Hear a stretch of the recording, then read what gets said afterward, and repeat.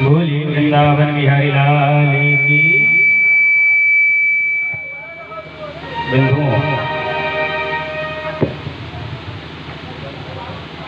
कहते हैं कि जब से हमने यह मानव जन्म पाया तब से काल के गाल में जाते समय तक सिर्फ लेटने में ही व्यतीत हो जाता है।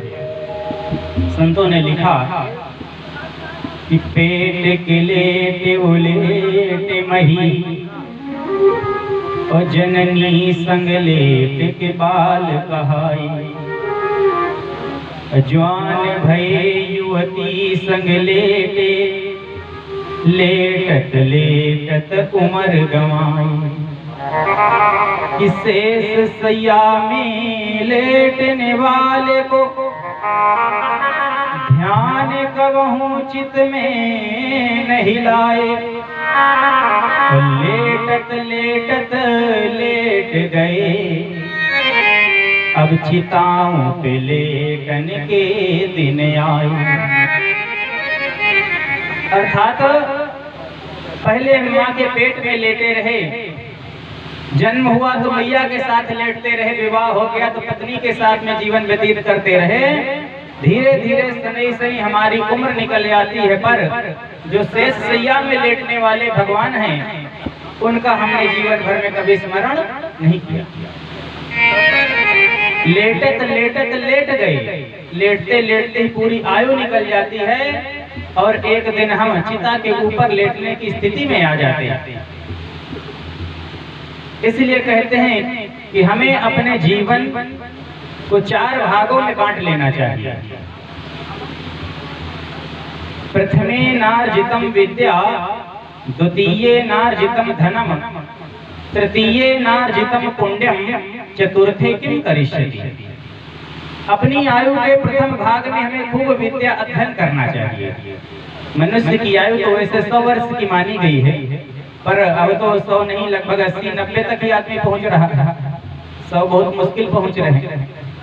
तो अगर 80 वर्ष या 100 वर्ष भी मान ले तो सर्वप्रथम जो चौथा भाग बनेगा 20-25 वर्ष का, उसको हमें अपने विद्या अध्ययन आदि में खूब मन लगा करके व्यतीत करना चाहिए। प्रथमे नार्जितम विद्या, और जब विद्या अध्ययन पूरा हो जाए 25 साल के बाद में तो द्वितीये नार्जितम धनम, फिर दूसरा भाग आयु का खूब धन इकट्ठा करना चाहिए, खूब कमाना चाहिए।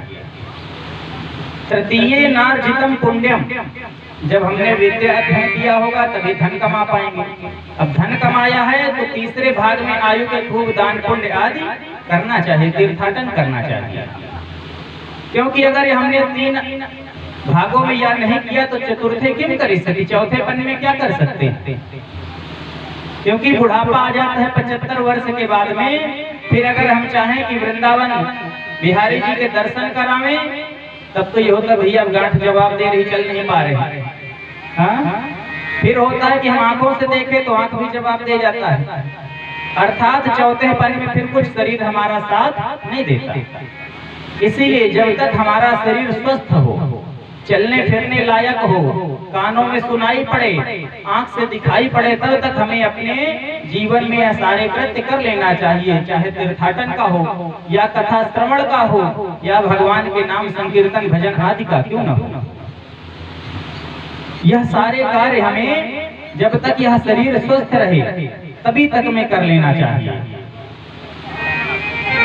पर हम अंत के समय को इंतजार करते रहती कि अरे अभी तो हमारी उम्र ही क्या है।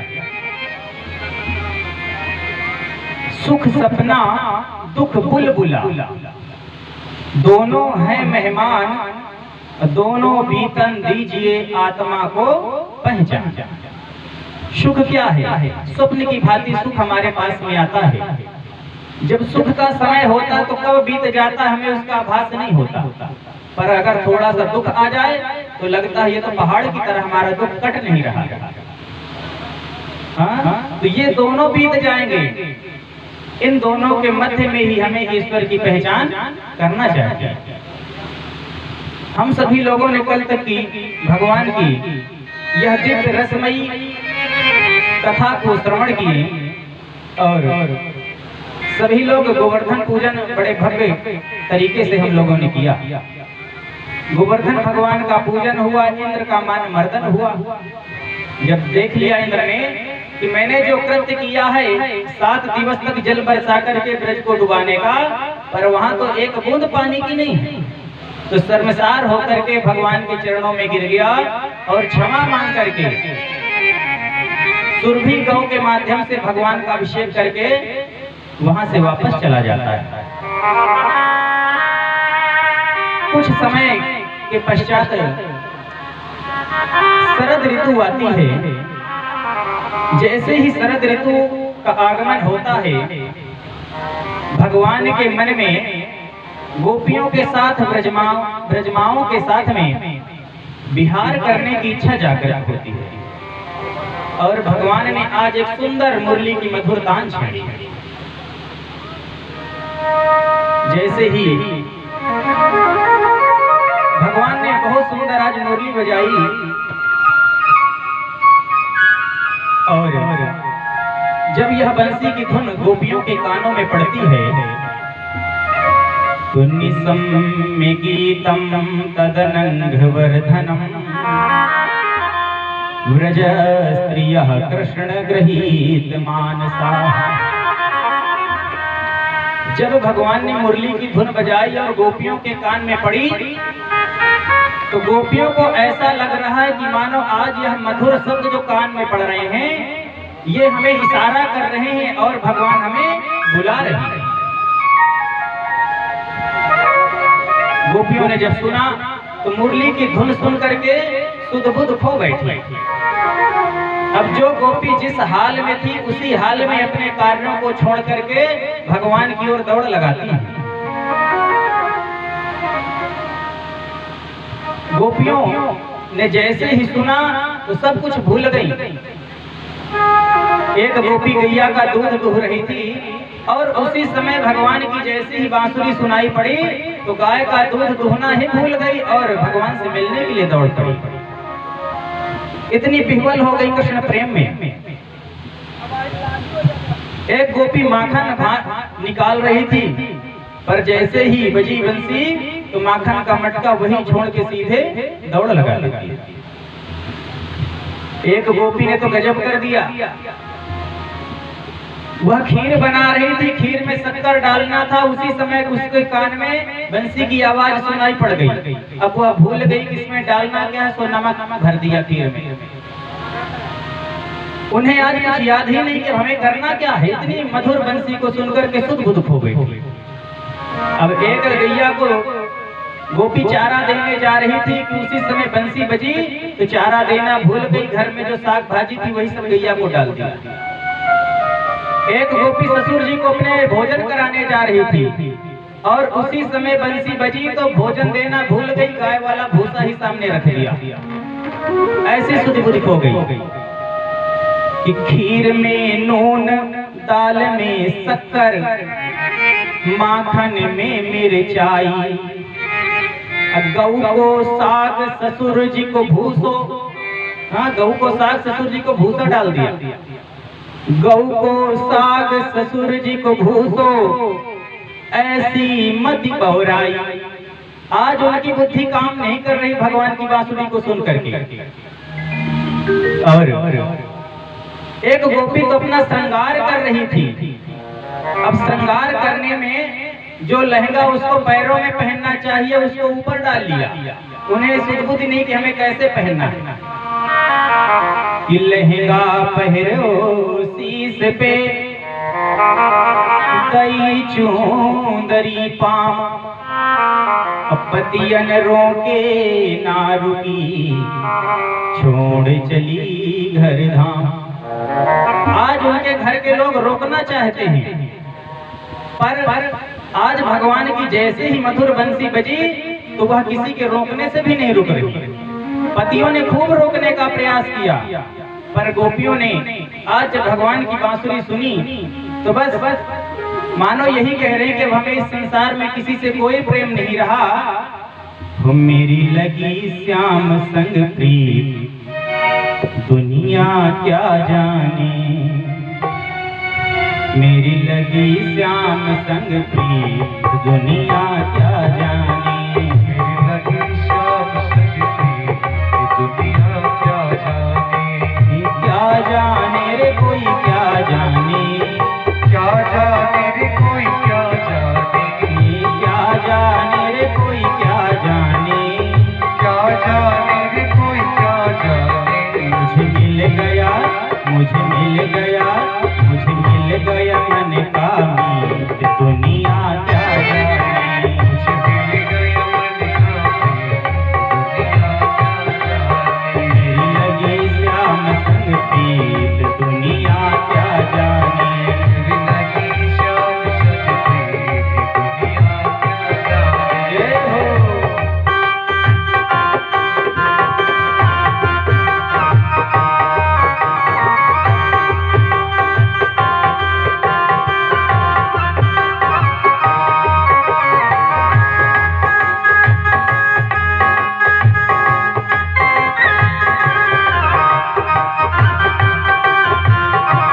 हरि बोल।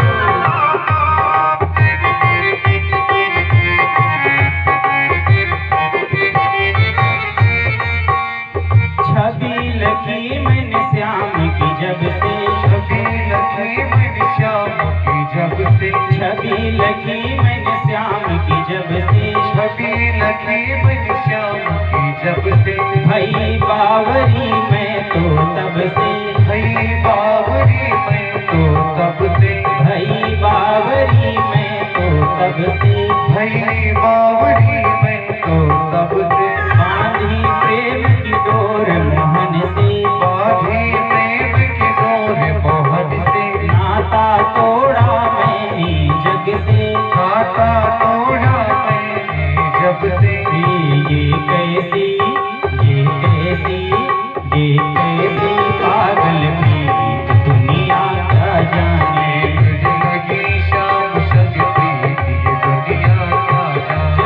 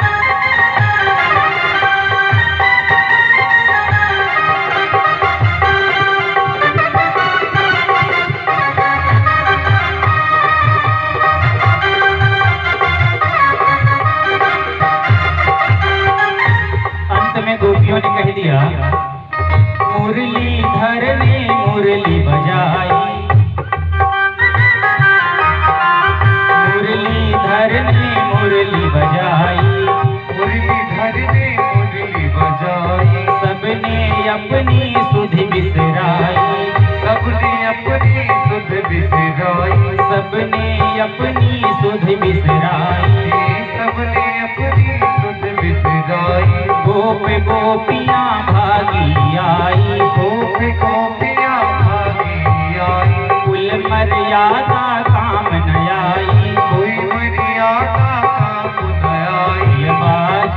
प्रियबाज प्रियबाज उठा संगीत दुनिया क्या जाने। मेरी लगी श्याम संग प्रीत दुनिया क्या जाने।